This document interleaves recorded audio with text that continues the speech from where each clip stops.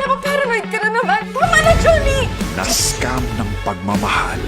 Mr. Trinidad. Ano, iba-iba yung lalaki mo kada araw? Huwag mo akong tinatalikuran! Busy ako. Napakasungit mo naman. Ibibigay ko lang naman to sa'yo. Jessie Mendiola bilang Agnes Policarpio. Sins of the Father. She is back on television sa primetime, Jessie Mendiola! Hello po, magandang gabi sa inyong lahat. Maraming salamat sa pagpunta at pagsama sa amin ngayong gabi.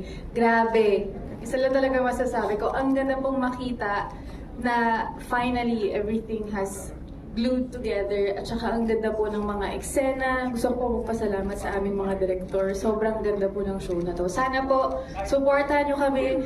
Mag-invest po kayo ng pagmamahal at supporta po sa show namin. Thank you, Jessie. Speaking of invest, sino naman na-scam na dito? Ayan, dami na. Ay, sa cast ba meron? Jessie, you raise your hand. Wag na lang. Who else? Meron ba dito na ganyan, na loko? Chin, naloko ka na ba? Hindi po. Scam sa pag-ibig. Hindi po ako, pero mga kakilala ko po. Hi Kuya, first scene ko, yun yung walang lines, yung nasa bank. Kaya nga nagpapasalamat ako kina Direk kina Sir Senon, kina Miss JRB, kasi talagang brinake in nila ako. Ganon. So, unti-unti nilang kinukunan yung mga eksena ko hanggang sa finally, pabigat na ng pabigat yung mga eksena. So, nakapag-adjust naman ako kahit papano. And yun nga sinasabi ko, paulit-ulit talaga, I'm just really grateful na inaalagaan talaga nila ako. Talagang, alam ko, okay, hindi nila ako papabayaan. So, yung sinasabi ko kanina, marami pang aabangan talaga sa show na to. Yung character ko dito, si Agnes, marami pa talagang mga secrets mag-unfold. Thank you. Welcome back to acting. Thank you. Yung second question ko for Gerald. Grabe, ang tanda na natin! Grabe naman. Ay! Wala namang tanong si Nika na Pero edad. talagang natutuwa ako kasi nung last ko siyang nakatrabaho, ang babata pa talaga namin. 2012. So how many years ago? 13? 2012. 13 years ago. 13 years ago. And 11 ba? 2011. 2011 ba? Yes. Yes, 2011. 2013 Maria Mercedes ko. Oo nga, 2011. Sobrang tagal na. Ang dami na nangyari sa mga buhay na. Maria Mercedes. Sobrang tagal na talaga. And I'm just really happy to be working with Jay. Si Jay, maalagang co-actor yan. Sobrang, sinasabi ko lagi ito sa mga nakakasama ko, si Gerald ang isa sa pinakamabait. Ay! Wow! Yes! And generous siya pagdating sa... Malilibre yan. Pagdating sa pag-aalaga sa set. Yun. Bakit parang... Ibibigay ko sa yung relo ko kasi mas maganda yung relo mo eh. So I'm really happy. I'm really happy makatrabaho si Gerald. Such a gentleman. How about the rest of the cast? Yung additional question ni Nika, no? The other cast now. Kamusta katrabaho? Si Gerald kadalasan yung Eksena mo. Pero of course, si Tito John, no, yung eksena ko kay Tito John, parang nobela yung lines ko. Parang kinabahan talaga ako. Pero as always, si Tito John, sobrang bait din talaga. Tsaka naging panatag ako nung nag-eksena na kami. Sabi ko, okay. Sobrang bait pala talaga. Galing ni Tito John.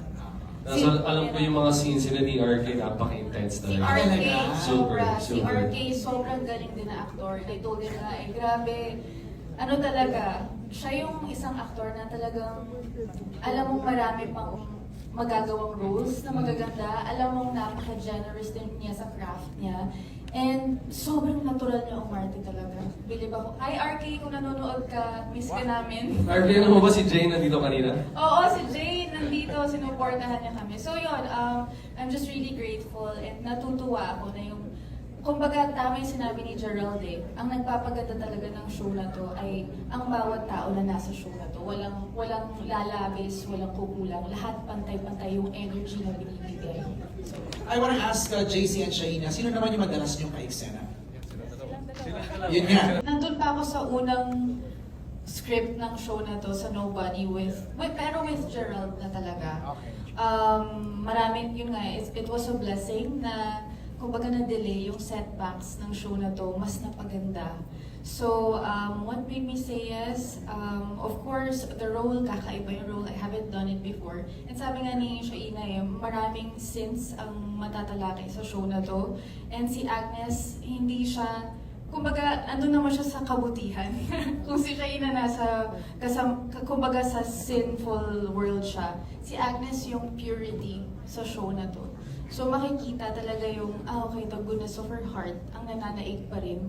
Kahit may mga bagay talaga siyang kailangan pagdaanan. So, I haven't done that before, na yung complexity ng character. Kaya nga ang ganda ng editing talaga, kasi parang pabalik yung, parang nare-reveal ng isa-isa, di ba? Tapos magugulat ka, oh, si Agnes yung nandun sa, na naka-black hoodie na, parang sabi ko, kakaiba yung role na to. So kaya ako napayes talaga. Thank you, Neil, for your question. Next from Ali De Leon of WhatsApp.ph.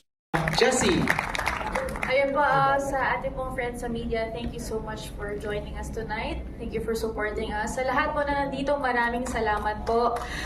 Ang Sins of the Father po ay isang show na tatak kapamilya, pinag-isipan, pinaghirapan at pinaganda talaga para sa inyong lahat. So sana po abangan ninyo ang Sins of the Father, June 23, 9:30 sa Kapamilya Channel A to Z and TV5. So sana po magkita-kita po tayo tulad nga sabi ng P. Francine sa finish line. Thank you so much po. thank you, Jessie. And, of course, Gerald. Ang hirap pag ikaw yung last, nasabi ng lahat Sabi ng lahat, di ba? Para ba? No, just from the bottom of my heart, marami pong salamat on behalf of the cast, the crew, the staff, the directors. Pagod po kaming lahat, but sobrang fulfilled kasi nakita po namin yung finished product at marami pa pong mangyayari.